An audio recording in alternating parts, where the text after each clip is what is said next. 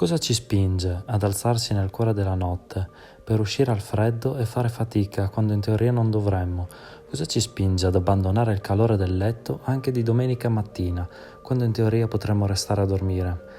E la possibilità di poter vivere un momento unico, spingendo più in là i nostri limiti, il poter assaporare un istante fugace dimostrando di meritare così tanta bellezza. Questa bellezza, in particolare, è l'alba al monte Matayur.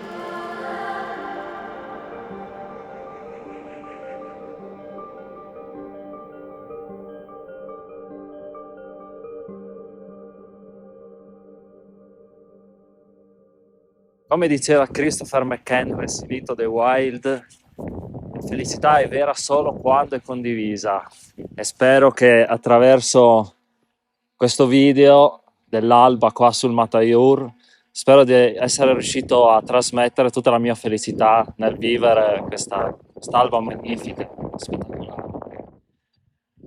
Per chi fosse interessato a salire sul Matayur, si trova a 1641 metri, in cima potrete trovare la chiesetta del Cristo Redentore, una piccola chiesetta dove troverete anche il libro di vetta all'interno, giusto per ripararsi dal vento pazzesco che si trova in cima.